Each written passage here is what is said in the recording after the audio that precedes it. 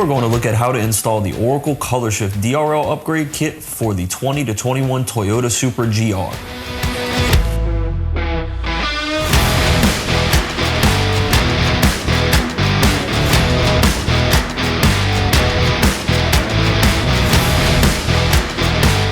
First, we want to pull down the fender liners by removing 11 10mm bolts and 1 speed clip.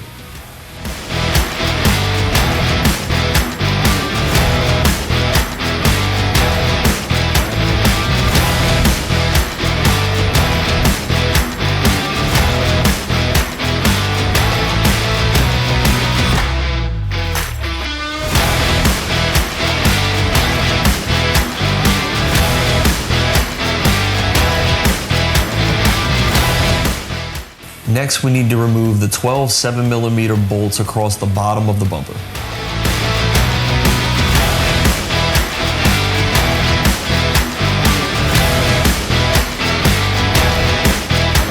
Pop the hood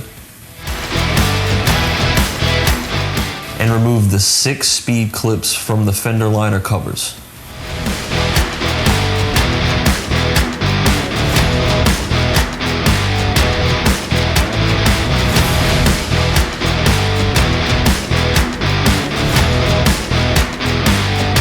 Remove the hood gasket, then remove the 10 10mm bolts across the top from left to right.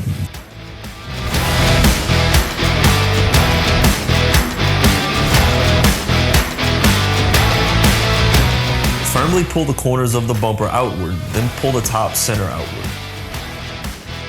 Unplug sensor harnesses on both sides. Now we can carefully pull the bumper away from the car. Remove the 2 T25 screws at the top of the headlight, then the 2 T25 screws behind the fender liner across the bottom of the headlight.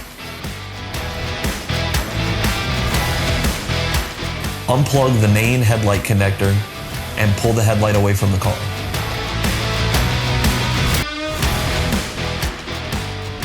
Remove the 3 T20 screws holding in the heatsink and pull the heatsink away from the headlight. Next, unplug the factory DRL. Remove the 2 T10 screws, then gently pry away the circuit board using a flathead. Cut off these 2 tabs from the DRL bracket. Plug back in the factory circuit board, then push back into the headlight. This is the ORACLE DRL replacement, which will be mounted to the heatsink using the same T10 screws. Push the heatsink back into place with the ColorSHIFT wires hanging over the edge. Then fasten the 3 T20 screws.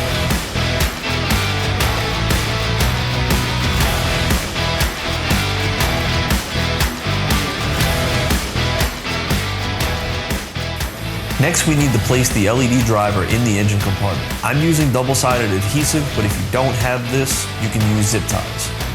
Mount the LED driver to the underside of the core support.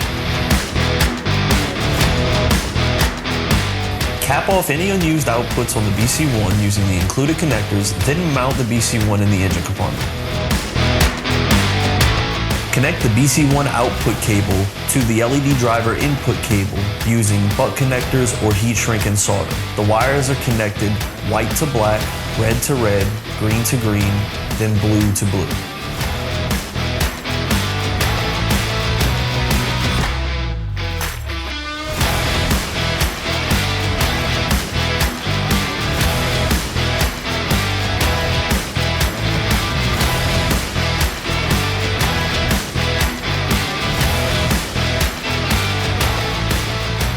Connect the cable to the BC1 and the LED driver, taking care to make sure the arrows on each side of the plugs match.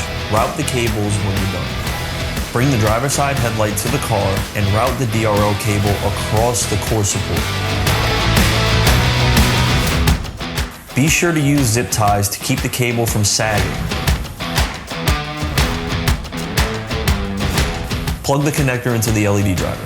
On the driver's side headlight, plug back in the main headlight connector, then put the headlight back into place. Refasten the 4 T25 screws.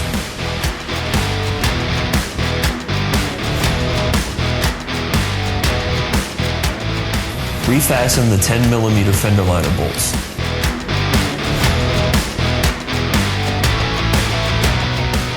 Repeat the same steps on the passenger side. Install the red BC1 power cable to the positive battery terminal. If your battery post is too large, simply cut the ring terminal on the BC1 cable in half. Install the black BC1 negative cable to the factory ground at the bottom of the engine compartment. Be sure to loom and tuck away any cables you don't want to be visible. Lastly, we just need to reinstall the bumper. Place the bumper back on the car and plug back in the sensor harnesses. Then refasten the 10mm bolts across the top of the bumper. Refasten the 3 outer 10mm fender liner bolts. Refasten the 12 7mm bolts across the bottom.